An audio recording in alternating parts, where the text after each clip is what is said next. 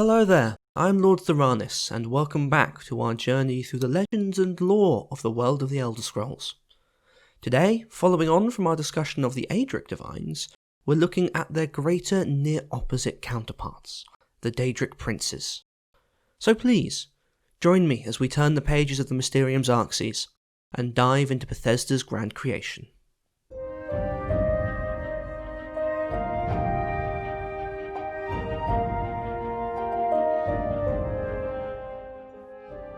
The dividing line between Aedra and Daedra is, as we've discussed previously, pretty simple. The Aedra put their powers into creating Mundus, and the Daedra didn't. What this means is that the Daedric Princes are significantly more powerful than their Aedric counterparts, although as we've seen in Oblivion, an angry Aedric avatar can be more than a match for a prince on the mortal plane. Now, this episode isn't going to be as in-depth as previous ones. There are 17 different Daedric Princes, and if I tried to cover more than just the basics, this would be really quite a long video. The individual princes will of course be getting their own videos in due time. For now though, I'm just going to list them, along with some of the artifacts most associated with them. To begin, we have Azura, the Queen of Dawn and Dusk, the Twilight Prince. Azura is one of the few Daedric Princes that tends to be portrayed as good in the lore, although she does still have her grudges, particularly where Morrowind's tribunal are concerned. She's one of the more active Daedric Princes in the games. She's integral to the plot of the Elder Scrolls III Morrowind, and also shows up in the expansion of the same name for the Elder Scrolls Online. Azura's realm is Moonshadow, and artifacts associated with her are Azura's Star, an infinite white soul gem, and the Moonen Star, a ring which marks the true reincarnation of Nerevar Endora. Second is Boethia. Boethia is a relatively simple prince on the surface. He, or she, since whilst Daedra don't really have genders, Boethia is the only one who's really known to use both, is the Prince of Plots and the goddess of death in battle. Boethia revels in battle and bloody killings. In both Oblivion and Skyrim, large battles are an integral part of their quest, both inside and outside of their eponymous realm.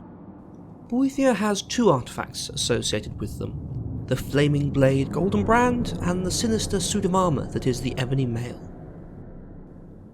Clavicus Vile is the Prince of Trickery and Bargains.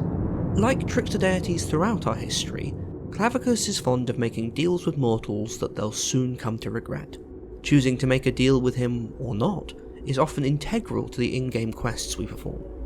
From his realm of the Fields of Regret, Clavicus Vile only has one artifact associated with him, the Mask of Clavicus Vile, said to make even the ugliest beautiful. However, he's also intricately connected with the soul-stealing Sword of Umbra, and its conflict with him makes up a large part of the plot of the Infernal City novels. Now, from a Daedra who tricks to a Daedra who teaches, for a price. Next we come to Hermaeus Mora. Mora's domain is simple, knowledge. Mora knows nearly everything there is to know, and from his realm of Apocrypha, he desperately seeks to remove the nearly from this sentence. There's only one specific artifact associated with Mora, the Ogma Infinium, but his black books of forbidden knowledge form a key part of combating his rebellious servant Mirak in Skyrim's Dragonborn DLC. From his realm of the Hunting Grounds, Hircine is the creator of the werebeasts that plague Tamriel, as well as the patron of other spirits and mortals that indulge in the chase and thrill of the hunt. Despite this, he's actually one of the Daedra least concerned with mortal affairs. He sponsors those who seek a prey, no more and no less. Artifacts associated with Hircine include the magically protective Saviour's Hide, the lethal Huntsman's Spear, and his eponymous ring, giving lycanthropes control over their transformations. Malakath is the next entry in our list, the god of curses and the lord of ash. He reigns as patron specifically over the spurned and ostracised. He began as Trinimac, the great champion of the Aedra who struck down Lorcan. But Trinimac was metaphorically, at least we think metaphorically, eaten by Boethia, and emerged from the experience broken and transformed into Malakath. Similarly, his devout elven followers were changed into the Orcs, a race Malakath still patronises from his realm of the Ash Pit. There are 2 artefacts associated with Malakath, the Great Hammer Volendrung and the Daedra Banishing Mace of Scourge. Malakath is involved generally with battle and violence, but his sphere is not one of destruction. That honour belongs to Mehrunes Dagon, the Prince of Destruction and the change that follows.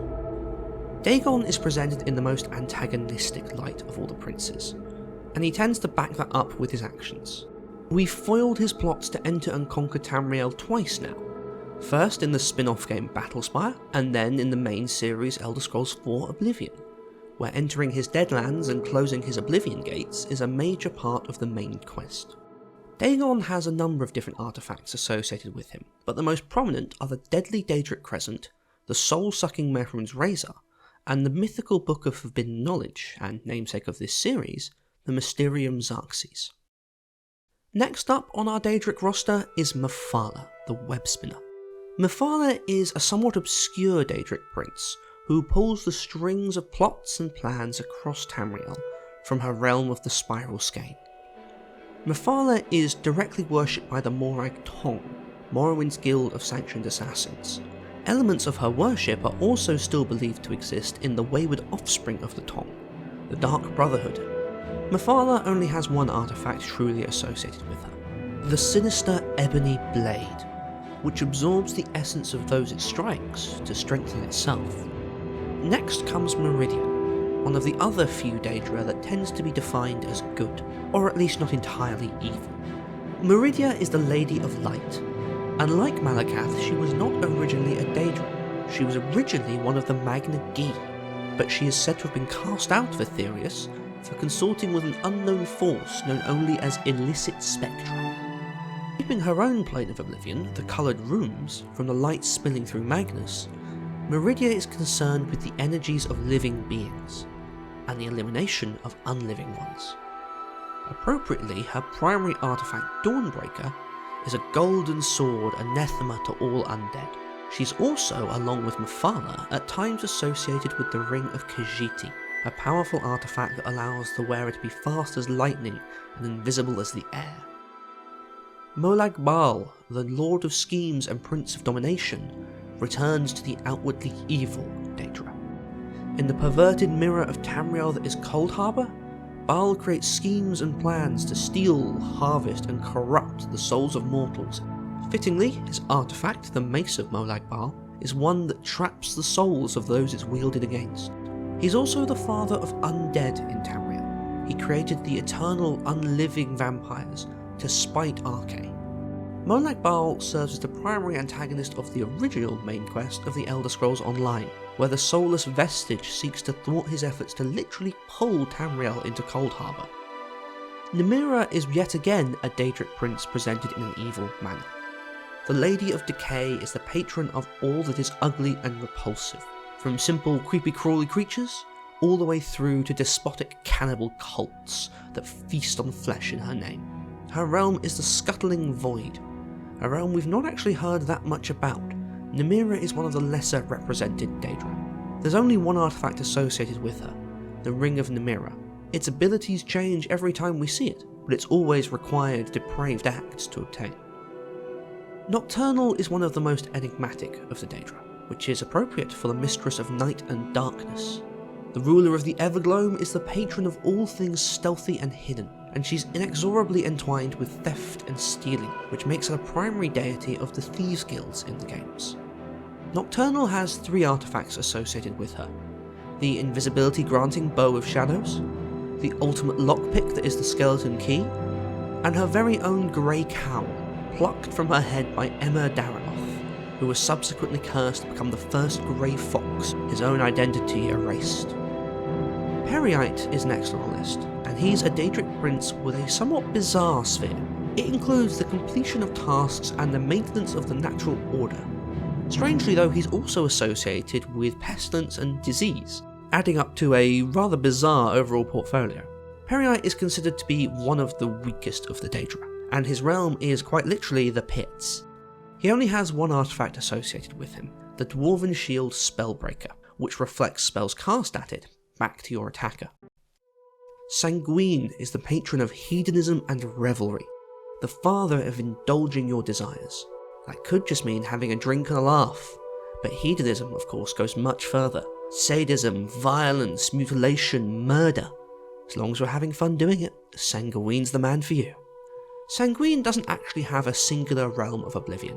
Instead, the myriad realms of revelry are about 100,000 different pocket realms that twist and change to meet the desires of their occupants. Sanguine's eponymous artifact is his rose, a flower-like staff that summons a lesser Daedra to do the owner's bidding. Our penultimate prince is Vermina. The quagmire's mistress hungers for the memories of mortals, collecting them in their sleep and leaving only horrifying night terrors behind. Her artifact? The Skull of Corruption, a sinister staff that turns a target's darkest thoughts against itself. This brings us to our final prince. Well, sort of. I've left this prince out of alphabetical listing for two reasons. Firstly, because like many people, he's my favourite, and secondly, because Sheogorath, the Mad God, isn't one Daedric prince, but two. The Mad God rules the Shivering Isles, a realm we explore in depth in the Oblivion expansion of the same name. He's the god of both sides of the Coin of Madness. He rules the raving lunatics of mania, and feeds the violent paranoia of dementia. His Wabberjack exemplifies this nature. Nobody, not even the Mad God himself, could predict what it would do to an unfortunate target. But before madness, there was order. Jiggalag.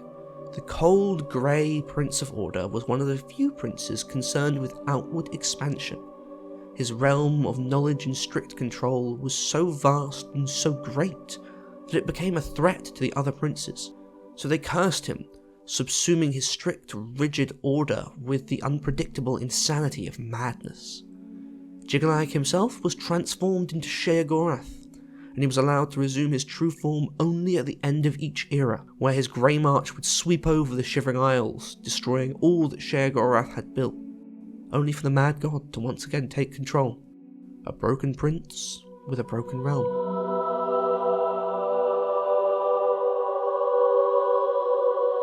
As you can see, there's a lot to unpack about the Daedric Princes. Like the Aedra, they're one of the mainstays of the series. Every modern Elder Scrolls game has its Daedric quests for those powerful artifacts. But for now, those are other tales for other times.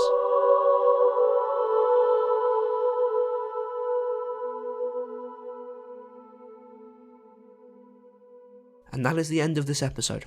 As always, if you've enjoyed my stories, then leaving a like on the video and subscribing to the channel is much appreciated. In the next episode, we'll finally be moving on to the physical world of the Elder Scrolls, as we discuss the continents and varied cultures of Nirn. Thank you very much for listening. I'll see you next time.